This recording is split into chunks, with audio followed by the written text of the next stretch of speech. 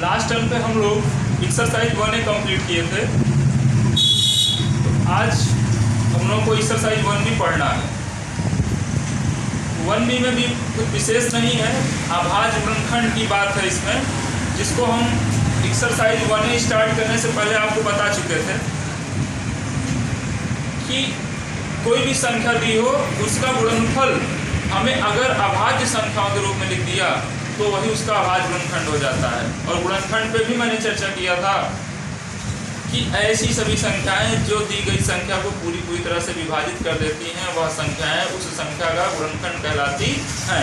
लेकिन गुणनखंड में संख्याएं भाज्य भी हो सकती हैं, अभाज्य भी हो सकती हैं। लेकिन जब अभाज्य गुणनखंड की बात आ जाए तो उसमें हमें ऐसी संख्या का चुनाव करना है जो अभाज्य संख्या हो। तो देखते हैं, पहला क्वेश्चन कह रहा है निम्नलिखित संख्याओं को अभाज्य गुणनखंड के रूप में लिखिए। और इसमें पहला तो 40 यानी 140 को हमको किसमें लिखना है, अभाज्य गुणनखंड के रूप में लिखना है। तो लिख देंगे 140 के अभाज्य गुणनखंड। हमने बताया जब आप मन से ना कर पा रहे हो, मन में ना कर पा रहे हो, आपको बड़ा लग रहा हो तो इसको पहले देख लिया करिए किन किन दो संख्याओं में ये टूटेगा। तो 140 है जिसको हम लोग लिख सकते हैं 20 गुणे 7, 20 7 140। अब ये 7 हमारा अभाज्य है लेकिन 20 हमारा भाज्य है। तो 20 को फिर क्या लिख सकते हैं, 2 दूनी 4 पंचे 20 और ये गुणे 7। अब देखिए 2 भी अभाज्य, 5 भी अभाज्य, 7 भी अभाज्य। तो ये जो 140 का ये जो गुणनखंड आया 2 गुणे 2 गुणे 5 गुणे 7, ये हमारा 140 का क्या हो गया, अभाज्य गुणनखंड हो गया। इसको हम एक तरीके से और लिख सकते हैं, देखिए क्या है, घातांक के रूप में। तो 2 की घात, ये 2 गुणे 2 है, इसको हम लिख सकते हैं 2 की घात 2 गुणे 5 गुणे 7। ये दोनों सही हैं, दोनों में से कोई भी आप लिख सकते हैं। देखते हैं 156 तो 156 के अभाज्य गुणनखंड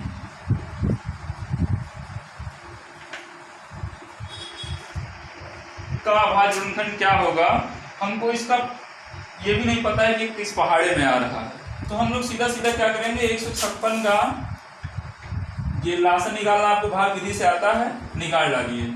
2 से 14, 1 2 8 16, 2 से 39, 3 से 13, इससे आपको डायरेक्ट मिल जाएगा, कुछ करने की जरूरत ही नहीं है। तो हो गया क्या, 2 गुणे 2 गुणे 3 गुणे 13, या इसको आप लिख सकते हैं 2 की घात 2 गुणे 3 गुणे 13। स्वतंत्र है आप, अगर आपको बहुत बड़ी संख्या मिल रही है और पहाड़ा भी आप उसका मन में नहीं बना पा रहे तो सीधा आप भाग विधि से उसका एलसीएम निकाल डालिए उस संख्या का। जो भी आएंगे ये सब अभाज्य गुणनखंड ही आएंगे, उन्हीं को आप लिख दीजिए। समझ में आया? Next question 3825। अब देखिए ये भी हम नहीं जानते किस किस के पहाड़े किस किस संख्या का गुणा करें कि 3825 हो जाए, इसलिए इसमें भी यही अपनाएंगे हम लोग, क्या एलसीएम निकाल लेंगे इसका भाग विधि से। 3825 के अभाज्य गुणनखंड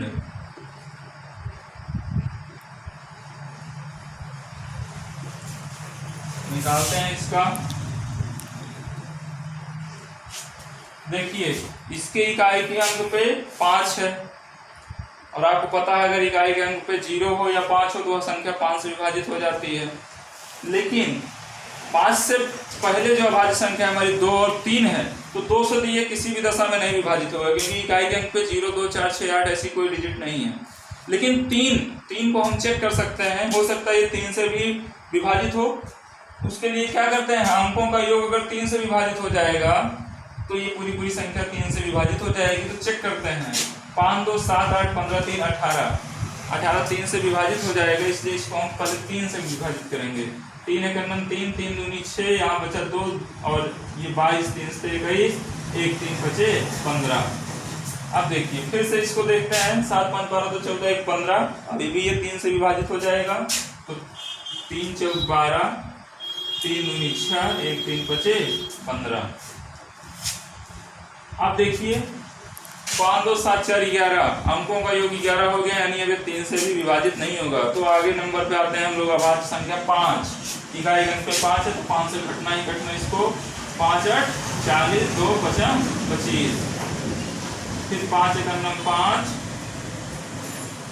3 35, 5 7 35। अब 17 अपने आप में खुद ही अभाज्य संख्या है, ये किसी से नहीं कटेगी तो 17 से ही कटेगी। 17 करना 17, यानी जो हमको 3825 के अभाज्य गुणनखंड मिले वो क्या मिल गए?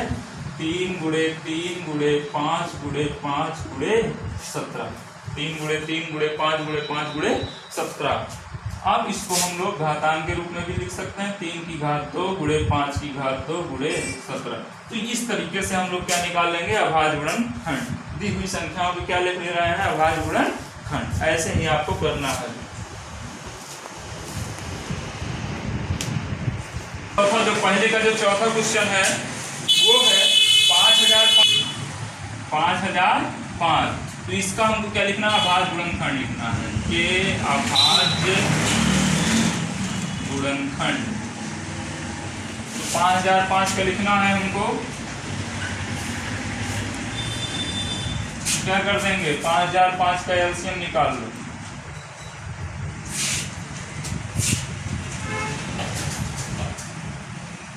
5 कन्नम 5 0 0 5 कन्नम 5। फिर अभी किससे कटेगा?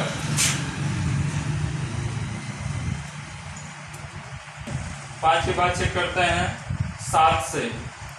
7 कन्नम 7, 3 30 7 7 28 2 7 3 21। 7 से काटो इसको। 7 कन्नम 7, 3 0 7 7 28 2 7 21। फिर अब 7 से ये कटेगा? नहीं कटेगा। 11 पे चेक करते हैं। 11 कन्नम 11 3 और ये 3 मिलकर 35 11 35, यानी अभी किससे कट गया? 11 से। 11 कन्नम 11 3 33 11 3 35, 13 ऑटोमेटिक किससे कट जाएगा? 13 से। तो इसके जो अभाज्य गुणनखंड मिले हमको क्या मिल गए? 5 गुणे 7 गुणे 11 गुणे 13। नेक्स्ट क्वेश्चन 7429 क्या है? 7429 है। 7429 के अभाज्य गुणनखंड क्या होंगे?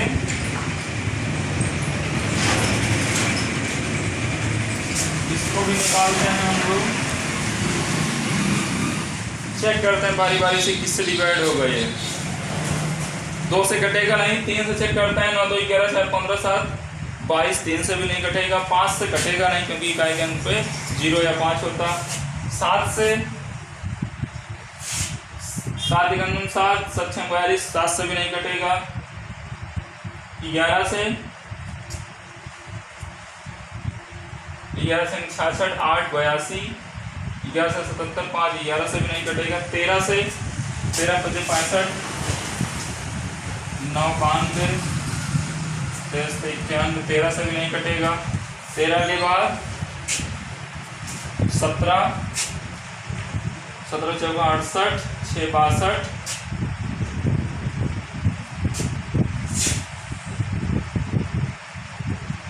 17 4 68 6 62।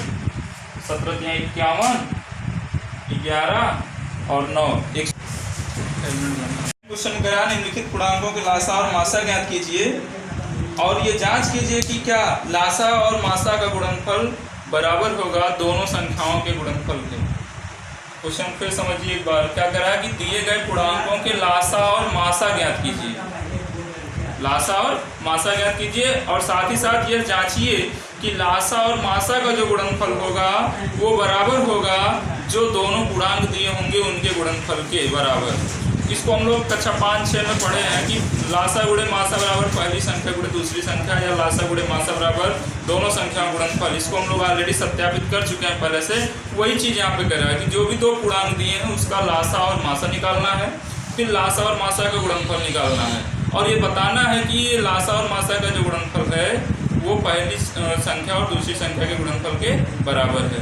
तो थोड़ा सा यहाँ पे हम चर्चा करेंगे लासा पर, क्योंकि मासा पर तो हमने डिटेल में आपको पहले शुरू में बताया है। लासा भी थोड़ा सा चर्चा करते हैं। देखिए लासा का जो पूरा नाम है वो है लघुत्तम समापवर्त। लघुत्तम समापवर्त। और मासा का जो पूरा नाम था वो था महत्तम समापवर्तक। थोड़ा सा अंतर है इसमें, आप लोग जल्दबाजी कर जाते हैं और लासा का पूरा नाम भी बता देते हैं लघुत्तम समापवर्तक, जो कि एकदम गलत है। ये मासा में महत्तम समापवर्तक और लासा में लघुत्तम समापवर्त, दोनों में फर्क है। ये हमने आपको समापवर्तक बताया था गुणनखंड से निकलेगा, और ये जो समापवर्त है ये दो शब्द से मैंने बताया था, समापवर्तक समान और अपवर्तक। वैसे समापवर्त जो होगा वो समान अपवर्त में होगा, अपवर्तक जो होगा वो गुणनखंड होगा, अपवर्त जो होगा वो गुणज होगा, पहाड़ा होगा। तो दोनों में यही फर्क है, जो लासा निकालते हैं वो अपवर्त से निकालते हैं और जो मासा निकालते हैं वो अपवर्तक से निकालते हैं। इसकी भी 3 विधियां हम लोगों ने पढ़ा था, समापवर्तक विधि, आभाज गुणनखंड विधि, भाग विधि। लासा निकालने की भी 3 विधियां, वही पे समापवर्त विधि, आभाज गुणनखंड विधि और भाग विधि। तो यहाँ पे सब कुछ ऐसे ही रहेगा। यहाँ पे हम लोग समापवर्तक लिखते थे, फिर समापवर्तकों में देखते थे कौन कौन से समापवर्तक सभी में कॉमन है, फिर उसमें जो सबसे बड़ा होता था उसी को हम लोग मासा नाम देते थे। इसमें थोड़ा सा चेंज है, प्रोसेस वही रहेगा। जहाँ हम समापवर्तक लिखते थे वहीं पे क्या लिखेंगे, समापवर्त लिखेंगे, और उन समापवर्त में फिर देखेंगे कौन कौन से समापवर्त कॉमन है। उन कॉमन समापवर्त में फिर जो सबसे छोटा होगा, लघुत्तम कह रहा है सबसे छोटा, जो सबसे छोटा समापवर्त होगा वही दी हुई संख्याओं का लासा होगा।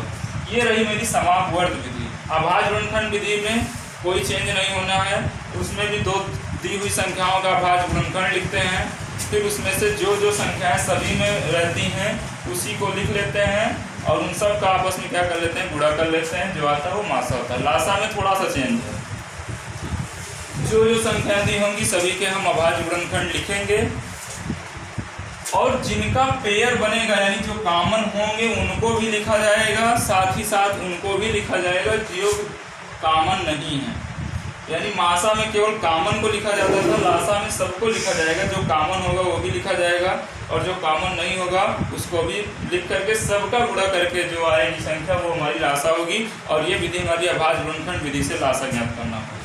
भाग विधि आप जानते ही हैं, अभी हम लोग निकाल रहे थे। तो 3 विधियां लासा निकालने की भी हैं, 3 विधियां मासा निकालने की भी हैं। तो अब हमको जो भी पूर्णांक दिए हैं उन सब का हम लोग लासा भी निकालेंगे, मासा भी निकालेंगे, दोनों का गुणा करेंगे, गुणनफल को एक तरफ रखेंगे, दोनों संख्याओं को गुणनफल को एक तरफ रखेंगे और देखेंगे कि क्या दोनों गुणनफल बराबर आते हैं कि नहीं आते हैं। तो ये आएंगे, सर्वसमीका है। अगर आपका लासा और मासा सही है तो जो लासा और मासा का जो गुणनफल होगा वो सदैव दोनों संख्याओं के गुणनफल के बराबर होगा। क्वेश्चन में देखते हैं क्या दिया है। पहला दिया 26 और 91,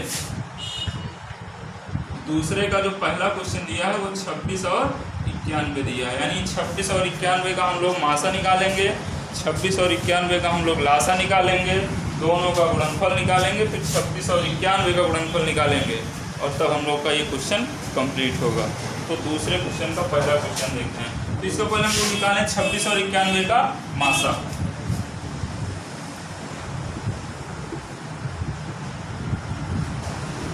कोई भी विधि आप लगा सकते हैं, ऐसी कोई बाउंडेशन यहाँ पे नहीं है। हम लोग भाग विधि लगाते हैं। 26 3 78 13 20, यहाँ मासा कितना आ गया, 13 आ गया। लासा निकाल लेते हैं 26 91 का लासा।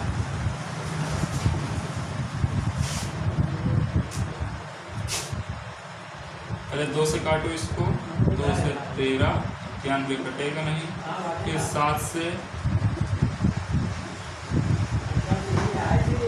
लासा क्या होगा,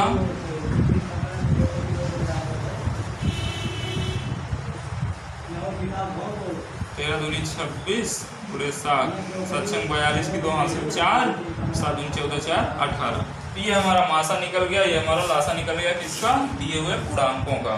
क्वेश्चन में आपके यही कहा है कि दिए गए पूर्णांकों का मासा और लासा निकालिए, साथ ही साथ दिखाइए कि लासा गुणे मासा बराबर पहली संख्या गुणे दूसरी संख्या। आप जो कह रहा है वही रिलेशन लगा देते हैं। क्वेश्चन में कह रहा है आपको दिखाना है कि लासा गुणे मासा बराबर होगा पहली संख्या गुणे दूसरी संख्या के। तो कोई दिक्कत नहीं, लासा हमारा कितना है 182 है, मासा कितना है 13, पहली संख्या 26 और दूसरी संख्या क्या है, गुणा कर लेते हैं सबका। 182 गुणे 13 करते हैं, 13 दूनी 26, हासिल 2, 13 8 104, 2 106, 10, 13 का 9 13 10 23। इन दोनों गुणनफल कितना आ गया 2366। 26 गुणे 91 निकालते हैं,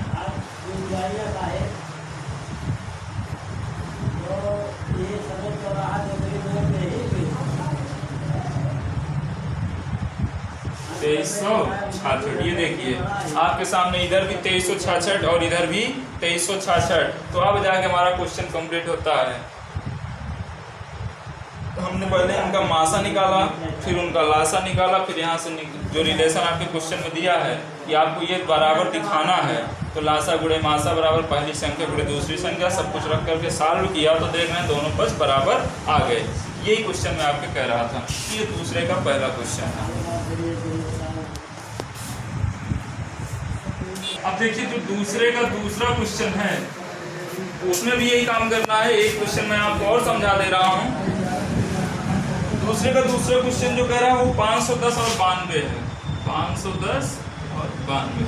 तो इन सब का हम लोग क्या करेंगे, मासा निकालेंगे, लासा निकालेंगे, फिर मासा और लासा का गुणनफल निकालेंगे, दोनों संख्याओं का गुणा करेंगे, देखेंगे कि दोनों में से बराबर आएगा। चलिए शुरू करते हैं। इसका पहले मासा निकालते हैं। 510 92 का मासा 92 और ये हो गया 510। कितनी बार जाएगा ये 100, ये 5 बार जाएगा। 5 दूनी 10, 5 9 45, 50। फिर इससे 92 में भाग करेंगे, 50 घन्ना 50 42, फिर ये गया 50 42 42 8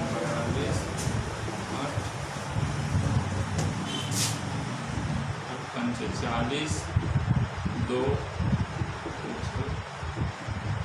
यानी इसका मासा कितना आ गया, मासा आ गया 2। लासा निकालते हैं।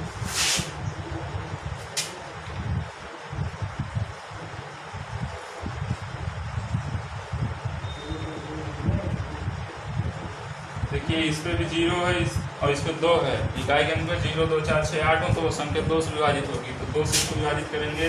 2 दूनी 4, 1 2 पंचे 10, 2 पंचे 10, 2 चौक 8, 1 2 6 12।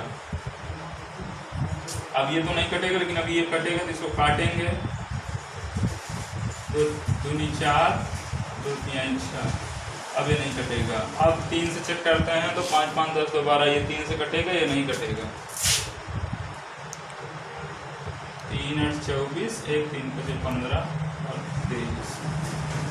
फिर पूरे 3 से नहीं कटेगा, 5 से कटेगा। 5 का नंबर 5 3 15, 5 का नंबर 5 3 और 35, 5 से 35 और ये 23। अब दोनों भाग संख्या हैं तो स्वयं से कटेंगे। 17 का नंबर 17, फिर 23 का नंबर 23। तो लासा जो होगा वो हो जाएगा 2 दूनी 4 3 12 पंचे 60 गुणे 17 गुणे 23। ये देखिए 2 दूनी 4 3 12 पंचे 60, 60 गुणे 17 गुणे 23। ये हो जाएगा 17 छक्का 102, 1020 गुणे 23। गुणा कर देते हैं।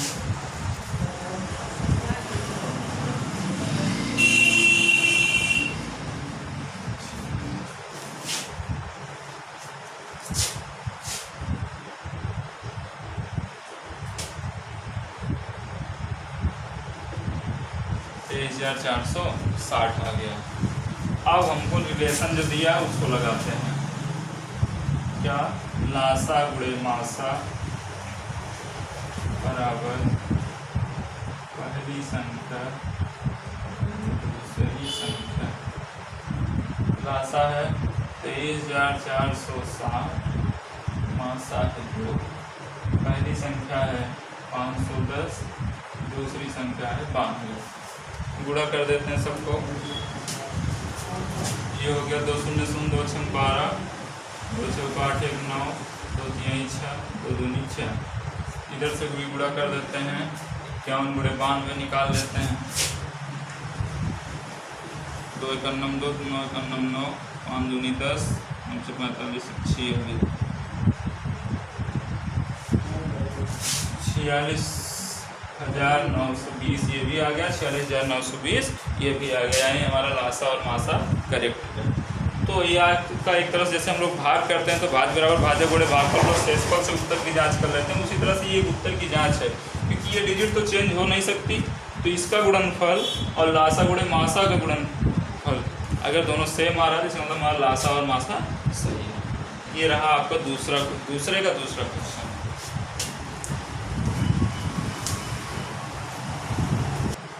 दूसरे का तीसरा क्वेश्चन ये है 336 और 54।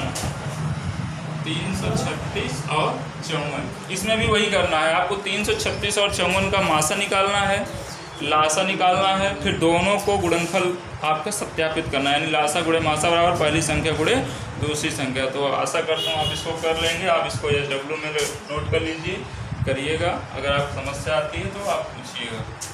तीसरा क्वेश्चन देखते हैं। तीसरे क्वेश्चन में कह रहा है अभाज्य गुणनखंड विधि से निम्नलिखित गुणांकों के लासा और मासा ज्ञात कीजिए। अभाज्य गुणनखंड विधि से लासा और मासा, तो हम लोगों ने मासा निकालना तो अभाज्य गुणनखंड विधि से सीखा है पहले। लासा भी इसमें दोनों पूछ रहा है, तो लासा भी एक निगाह डाल देते हैं। कोई बहुत ज़्यादा अंतर नहीं है, कोई प्रोसेस उसका लंबा नहीं है, नियम सारे वही हैं। बस मासा में हम लोग क्या करते हैं, जो चीज़ें कॉमन बनती हैं उन्हीं का गुणा करते हैं। लासा में ऐसा नहीं होगा, जो कॉमन बनेगा उनको लिख लेंगे, साथ ही साथ जिनका कॉमन नहीं बनेगा उनको भी लिख के गुणा कर देते हैं। बस इतना ही फ़र्क है, बाकी और कोई फ़र्क नहीं है, मेथड सारे सेम हैं। तो आप अभाज्य गुणनखंड विधि से मासा निकालना जानते हैं, लेकिन एक क्वेश्चन के माध्यम से मैं आपको दोनों चीज़ें निकालना देख रहा हूँ कि मासा और लासा दोनों अभाज्य गुणनखंड विधि से कैसे निकाले जाएंगे। जैसे देखिए तीसरे में पहला क्वेश्चन दिया है 12, 15 और 21। 12, 15 और 21, इन संख्याओं का हमको मासा भी निकालना है, लासा भी निकालना है, लेकिन किस विधि से? अभाज्य गुणनखंड विधि से। तो एक बार देखते हैं क्या लिखेंगे। 12 के अभाज्य गुणनखंड, 12 के अभाज्य गुणनखंड, 12 के अभाज्य गुणनखंड क्या होंगे? 2 दूनी 4 तिहाई 12। 15 के अभाज्य गुणनखंड,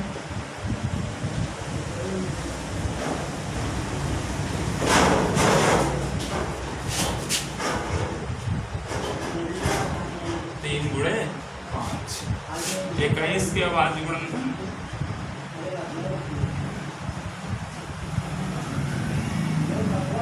3 गुणे 7। अब देखिए आपको क्या निकालना, मासा। 12, 15 और 21 का मासा अगर हम निकालें तो मासा हम लोग क्या करते हैं, जो अभाज्य गुणनखंड सब में होता है वही लिखते हैं। तो यहाँ देखिए 3, 3, 3, 3 ही ऐसा अभाज्य गुणनखंड है जो तीनों में है, तो इसलिए मासा इसका क्या हो जाएगा? 3 हो जाएगा। लेकिन अगर यहीं पे लासा की बात आ जाए, 12, 15 और 21 का लासा अगर हम लोग निकालें तो लासा ये कहता है कि जो कॉमन है उसको लिख लें, साथ ही साथ जो कॉमन होने से बच रहे हैं उनको भी लिख के आप सबका गुणा कर लीजिए। मासा में हम लोग जो कॉमन रहता है उन्हीं संख्याओं को गुणा करते हैं। अब संयोग से यहाँ पर एक ही संख्या है, नहीं अगर 2 संख्या होती तो यहाँ पे गुणा का चिन्ह लगा के हम लोग गुणा करके तब लिखते हैं। तो यहाँ पे एक ही संख्या कॉमन हो रही है, इसलिए वही रह गई। लासा में जो कॉमन है उसको प्लस जो कॉमन नहीं है उनको भी सबको लेकर के गुणा कर लेंगे। तो यहाँ पे देखें ये 3 हमारा कॉमन है, इसको लिख लेंगे। अब देखिए कॉमन होने से बचा क्या, यहाँ से 3 निकल गया, यहाँ बचा 2 गुणे 2। इस लाइन में क्या बचा? 5, और इस लाइन में क्या बचा? 7। अब इन सब का गुणा कर लीजिए। 2 दूनी 4 3 12, 12 5 60 और गुणे 7 420। तो इस तरह से 12, 15 और 21 का जो हम मासा निकाले और लासा निकाले, किस विधि से? अभाज्य गुणनखंड विधि से। ये इस तरह से मासा निकालना आपको पहले से हमने पढ़ाया है। लासा में बस थोड़ा सा क्या बदल जाता है, जो कॉमन रहेगा वो भी लिखा जाएगा, जो कॉमन नहीं रहेगा वो भी लिखा जाएगा, इस तरीके से। अभी जो तीसरे का दूसरा क्वेश्चन है वो ये है 17, 23 और 29। 17, 23 और 29 इसका हमको क्या निकालना है, लासा और मासा अभाज्य गुणनखंड विधि से। तो आपको पता है ये तीन की तीनों संख्याएं अभाज्य संख्याएं हैं, यानी इसका जो मासा होगा केवल एक होगा, क्योंकि 17 का 1 × 17, 23 का अभाज्य गुणनखंड 1 × 23, 29 का 1 × 29। देखते हैं इसको भी थोड़ा सा। 17 के अभाज्य गुणनखंड क्या हो जाएगा, 1 × 17। इस तरह से 23 के अभाज्य गुणनखंड 1 × 23, 29 के अभाज्य गुणनखंड 1 × 29। अब अगर हम मासा निकालें 17, 23 और 29 का, अगर हम मासा निकालें तो इसमें देख रहे हैं कोई भी गुणनखंड ऐसा नहीं है जो कॉमन होगा सिवाय 1 के, इसलिए इसका मासा 1 होगा। लेकिन अगर हम 17, 23 और 29 का लासा अगर निकालें, देखिए एक तो कॉमन है तो 1 हो गया। अब कॉमन होने से बचा कौन, 17, 23, 29। तीन सबका भी क्या हो जाएगा, आपस में गुणा हो जाएगा, और इनका गुणा हम लोग करके लिख लेंगे। कर देते हैं गुणा 17 × 23।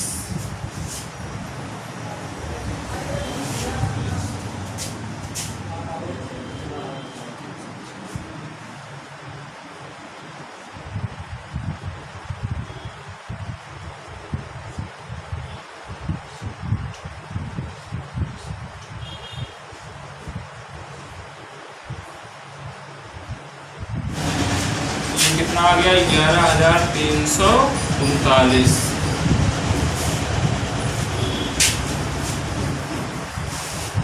इस तरह से तीसरे का दूसरा क्वेश्चन हम लोगों ने सॉल्व किया। तीसरे का तीसरा क्वेश्चन जो है वो है 8, 9 और 25।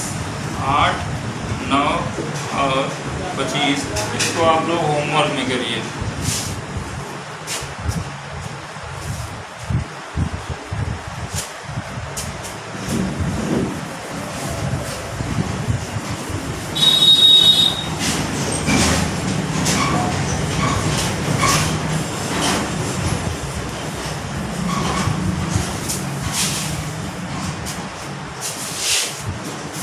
देखिए चौथा क्वेश्चन देखिए क्या कह रहा है, यदि HCF 306, 657, HCF 306, 657 बराबर 9, तो LCM 306, 657 बराबर क्या। क्वेश्चन में कर रहा है कि अगर ये जो लिखा है इसको थोड़ा समझिए पहले क्या कर रहा है। HCF 306, 657 इसका मतलब हुआ कि 306 और 657 का जो HCF जो मासा है वो कितना है, 9 है। ये क्वेश्चन में आपको दिया है कि 306 और 657 का जो मासा है वो 9 है, तो 306 और 657 का लासा क्या होगा। आपके पास दो तरीके हैं, डायरेक्ट आप 306, 657 का लासा निकाल लीजिए, या अभी हम लोगों ने एक सूत्र पढ़ा, मासा गुणे लासा बराबर पहली संख्या गुणे दूसरी संख्या, वहाँ से भी आप इसको कर सकते हैं। क्योंकि ये हमको मासा दिया हुआ है, इसका यूज करके अगर एलसीएम निकालने को कहे तब हम सूत्र से ही निकाल सकते हैं, लासा गुणे मासा बराबर पहली संख्या गुणे दूसरी संख्या। लेकिन यहाँ पे ऐसी कोई बाउंडेशन नहीं होगी, ये सीधे सीधे करा कि 306, 657 का मासा अगर 9 है तो 306 और 657 का लासा कितना होगा। तो आप डायरेक्ट भी इसका लासा निकाल लेंगे तब भी चल जाएगा, नहीं तो आप सूत्र से, मैं आपको सूत्र से बताता हूँ। देखिए सूत्र क्या है, अभी हम लोगों ने पढ़ा, लासा गुणे मासा बराबर पहली संख्या गुणे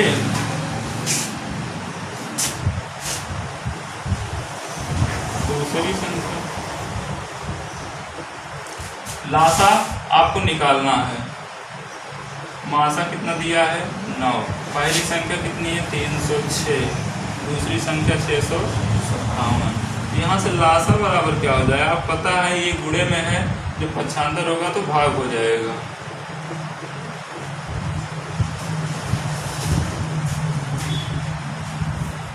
काट दो इसको, 963 2 27 9 27 यानी 306 गुणे 73। अब इसे गुणा कर लीजिए।